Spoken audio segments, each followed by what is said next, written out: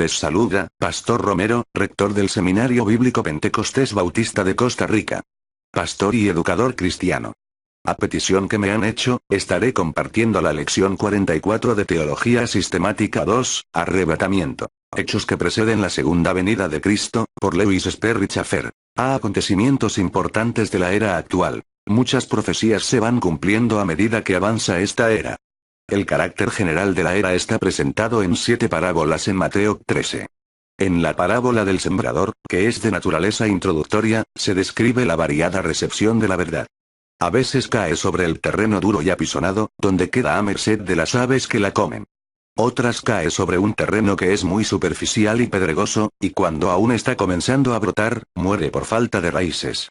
Otras veces cae en buena tierra, pero es ahogada por las espinas que la rodean. Solo una porción de la semilla cae en buena tierra y produce fruto de a 100 por 1, 60 por 1 o 30 por 1, Mateo 13, 1, 9, 18, 23. La parábola de la cizaña sembrada junto al trigo indica el peligro de la falsa profesión que no será juzgada hasta el tiempo de la siega, versículo 24, 30, 36, 43. La parábola de la semilla de mostaza indica el rápido crecimiento del cristianismo desde un pequeño comienzo a un gran movimiento, versículo 31, 32. La parábola de la levadura habla del mezclado con la buena masa hasta que todo queda leudado, versículo 33, 35. El tesoro escondido de Mateo 13, 44 probablemente se refiere a Israel escondido en cuanto a su entidad nacional en la era actual, pero que, sin embargo, fue comprado por Cristo en su muerte. La perla de gran precio, versículo 45, 46, parece hablar de la iglesia como aquella por la cual Cristo murió, un rasgo importante de la edad actual durante el período en que la identidad nacional de Israel está escondida. La parábola final de la red, versículo 47, 51, ilustra la separación de los salvados de los inconversos al final del siglo. En general, Mateo 13 habla de todo el período entre la primera y la segunda venida de Cristo sin referencia al arrebatamiento o a los detalles de la iglesia como cuerpo de Cristo. Describe la esfera de la profesión de fe y el cuadro mixto del bien y del mal. El desarrollo dual del bien y del mal durante la era caracteriza este período, llegando a su clímax en el juicio y la separación. No hay justificación para el posmilenialismo, con sus conceptos de que el reino de Dios finalmente triunfará por medio de la predicación del Evangelio y por el esfuerzo humano. Por otra parte, no hay lugar para el pesimismo, porque Dios cumplirá su propósito. Alguna semilla caerá en buena tierra y producirá fruto. Habrá trigo en medio de la cizaña y buenos peces entre los malos. Los 1900 años transcurridos desde Pentecostés han demostrado la exactitud de la gran profecía de Mateo 13. Un cuadro similar de la edad actual, con su foco puesto en el fin de la edad, se encuentra en Mateo 24. Allí, en los versículos 4, 14 se dan 9 señales del fin. 1. Falsos cristos, y 5, 2, guerras y rumores de guerras, y 6, 3, hambres, y 7, 4, pestilencias, y 7, 5, terremotos, y 7, 6, mártires, versículo 9, 10, 7, falsos profetas, y 11, 8, iniquidad abundante y un enfriamiento del fervor por Cristo, y 12, 9, el evangelio del reino es predicado en todo el mundo, y 14. Otro rasgo de la edad presente será la creciente apostasía de parte de los inconversos que hay dentro de la iglesia profesante. 2 de Pedro 2, 3 resume esta progresión en 4 categorías. 1. La negación de la persona y la deidad de Cristo. 2. 1, 2. Negación de la obra de Cristo que nos compró cuando murió en la cruz. 2. 1, 3. Apostasía moral al apartarse de las normas morales. 2. 2. 22. 4. Apartamiento de la doctrina de la segunda venida de Cristo y de los juicios relacionados con ella. 3. 1, 13. Otros pasajes contribuyen a la doctrina de la apostasía en el Nuevo Testamento. 1 de Timoteo 4, 1, 3. 2 de Timoteo 3, 1, 9. Judas 3, 19. Todas estas profecías de apostasía en gran escala en la iglesia se están cumpliendo a partir del primer siglo y hasta el presente. La apostasía final ocurrirá después que la iglesia sea arrebatada y quede en el mundo solo la porción inconversa de la iglesia profesante. La edad presente, en lo que se refiere al propósito de Dios al llamar a su iglesia, llegará bruscamente a su fin en el arrebatamiento. Este suceso, que no tiene fecha en las profecías del Antiguo Testamento, describe la retirada de la Iglesia del mundo cuando los muertos en Cristo sean resucitados y los cristianos que estén vivos sean llevados al cielo sin morir. 1 de Corintios 15, 51, 58. 1 de Tesalonicenses 4, 13, 18. Este suceso llevará a su término el propósito de Dios en lo que respecta a la Iglesia como una comunidad separada de santos, y la partida de la Iglesia dejará preparado el escenario para los importantes sucesos que conducirán hacia la segunda venida de Cristo a la tierra para establecer su reino milenial. Se pueden observar tres grandes períodos entre el arrebatamiento y la segunda venida. 1. El período de preparación. 2. El período de paz. 3. El período de persecución. Ve el período de preparación que sigue al arrebatamiento. El arrebatamiento, al sacar de la tierra a toda persona salvada, será una intervención dramática en la historia humana. Señalará el comienzo de una serie de sucesos que rápidamente se moverán hacia un gran clímax en la segunda venida de Cristo.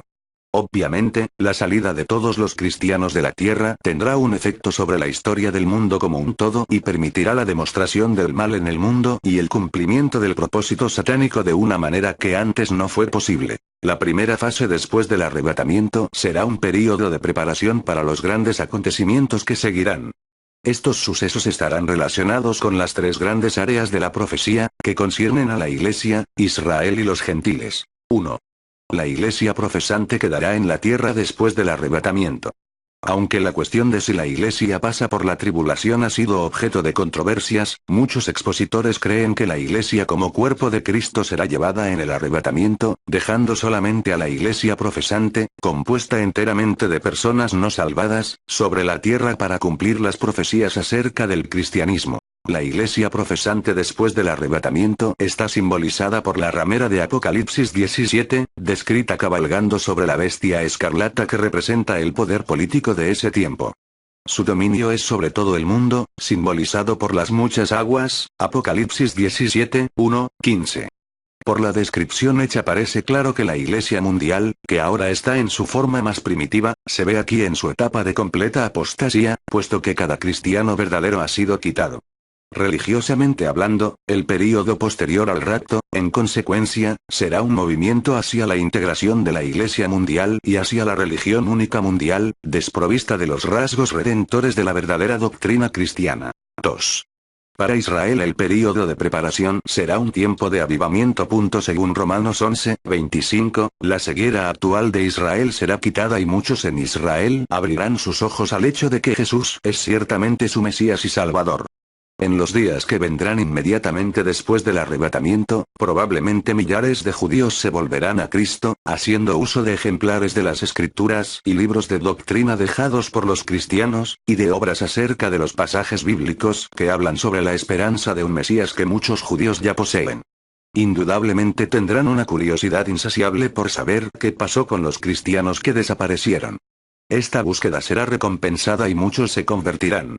Como en el primer siglo de la Iglesia, los judíos inmediatamente se convertirán en embajadores del Evangelio, ganando a su propio pueblo y a los gentiles para Cristo. La renovada obra de evangelismo será emprendida a través de todo el mundo.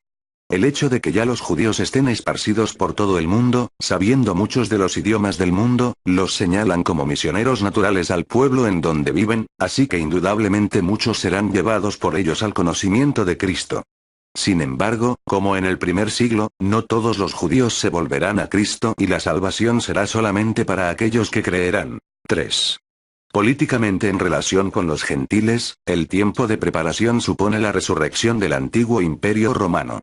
Como se dijo en una discusión previa, aún no se han cumplido las etapas que corresponden a los pies de Daniel 2 y la etapa de los 10 cuernos de las 4 bestias de Daniel 7, 7. Esta profecía, con la nueva luz dada por Apocalipsis 13, indica que el imperio romano será revivido en la forma de 10 naciones que se unen en una confederación.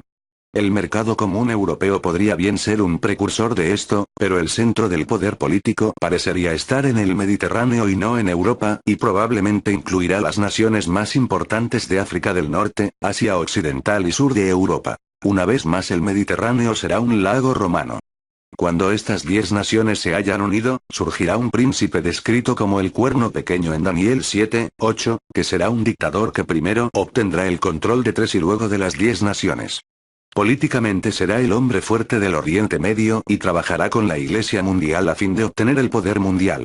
Una vez que se haya establecido firmemente, estará preparado el escenario para el segundo gran período, el período del pacto. Sé el período de paz. Según Daniel 9:27, cuando el dictador del Oriente Medio surja como el príncipe que ha de venir. Daniel 9:26, hará un pacto con Israel por un período de 7 años. Los detalles de este pacto no se nos dan en las escrituras, pero todo hace suponer que se trata de un pacto de protección. Es claro que el dictador desea poner fin a la controversia entre Israel y las naciones circundantes. Usa la artimaña de establecer un protectorado para Israel y por este medio traer una cierta medida de paz y tranquilidad a la situación política en el Medio Oriente.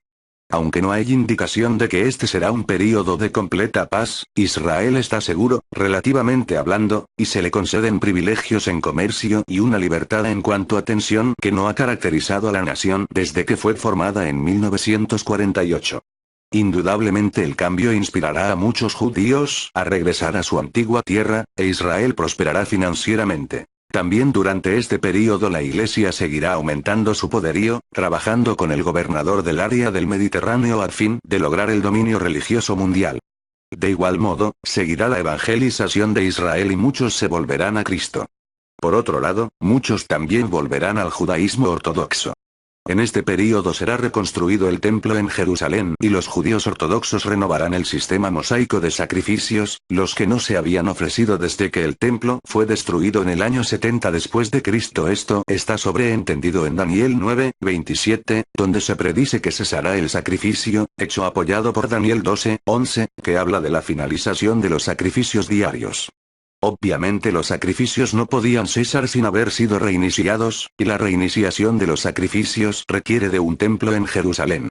Nadie sabe exactamente en qué momento será reedificado el templo, pero es claro que estará en funcionamiento cuando comience este período de paz. Sin embargo, la tranquilidad del Medio Oriente será destruida por un hecho dramático descrito en Ezequiel 38:39, un ataque a Israel por parte de Rusia y sus aliados.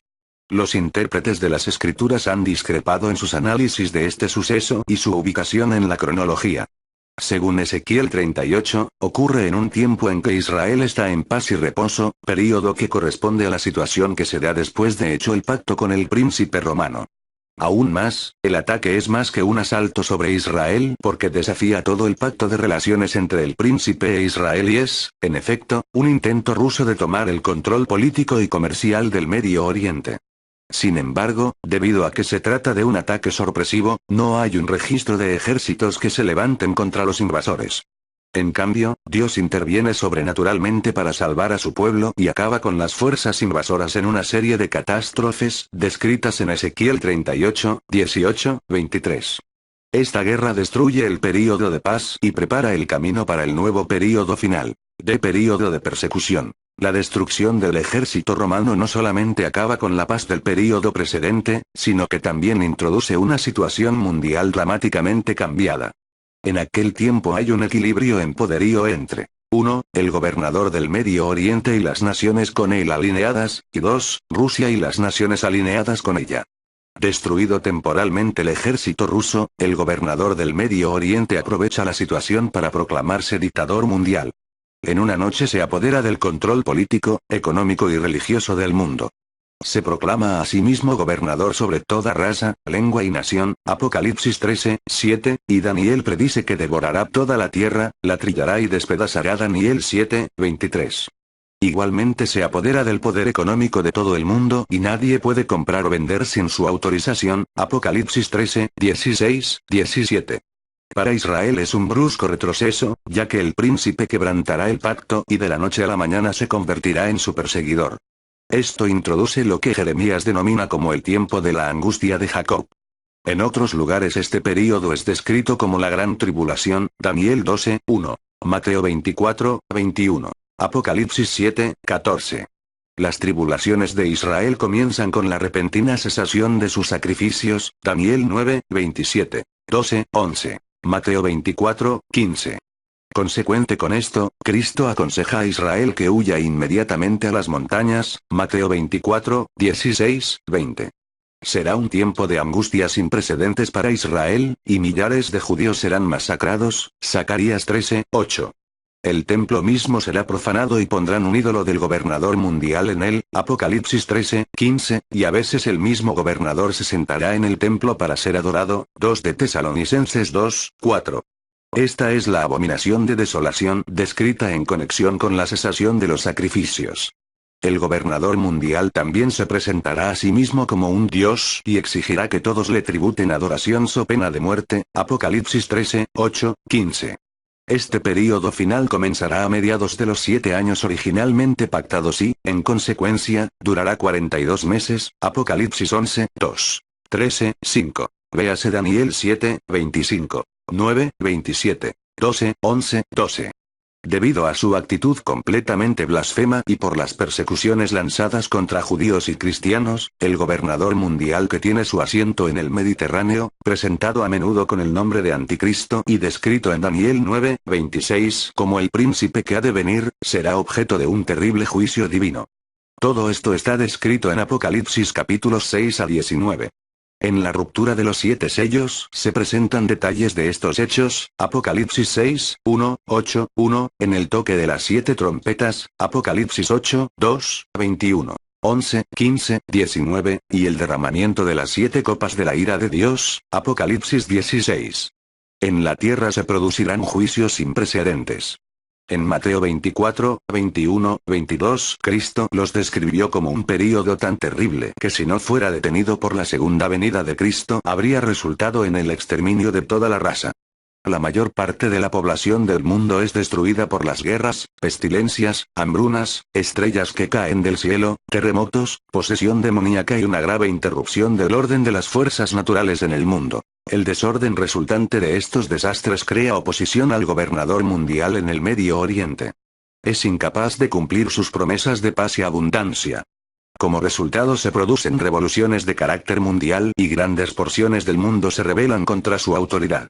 Esto acaba en una gran guerra descrita en Daniel 11, 40, 45 y en Apocalipsis 9, 13, 21, 16, 13, 21.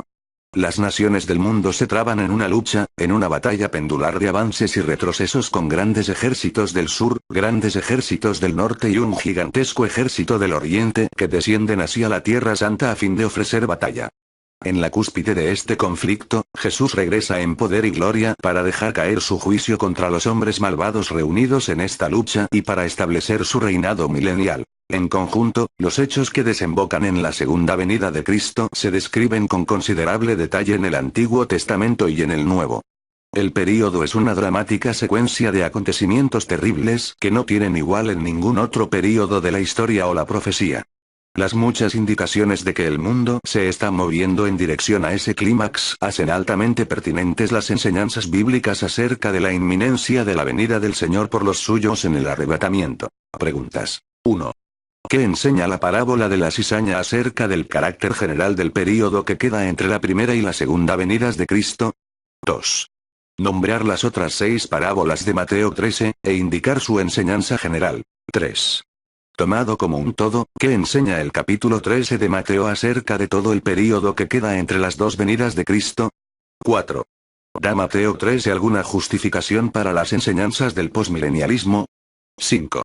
¿Cuáles son las 9 señales del fin del siglo que se hallan en Mateo 24, 3, 14? 6. ¿Cuáles son los aspectos más importantes de la apostasía predicha en 2 Pedro 2, 3? 7. Después que ocurra el arrebatamiento, ¿cuáles son los 3 períodos que siguen y que conducen a la segunda venida de Cristo para establecer su reino? 8. ¿Cuál será la situación de la Iglesia, de Israel y de los gentiles en el período de preparación que sigue al arrebatamiento? 9. ¿En qué sentido podemos decir que la Iglesia estará en la tierra después del arrebatamiento? 10.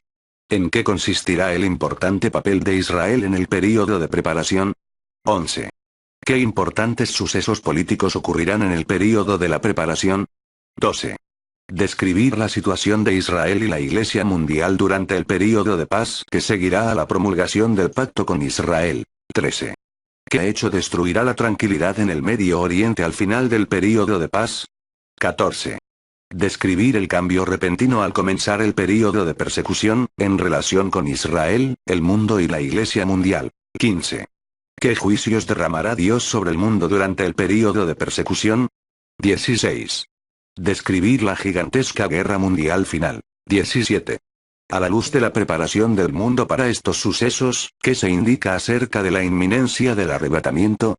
Gracias por haber estado con nosotros, en el estudio tan importante de esta doctrina de la palabra de Dios. Sus oraciones a favor a este ministerio de enseñanza hace posible de continuar con la educación cristiana en este mundo.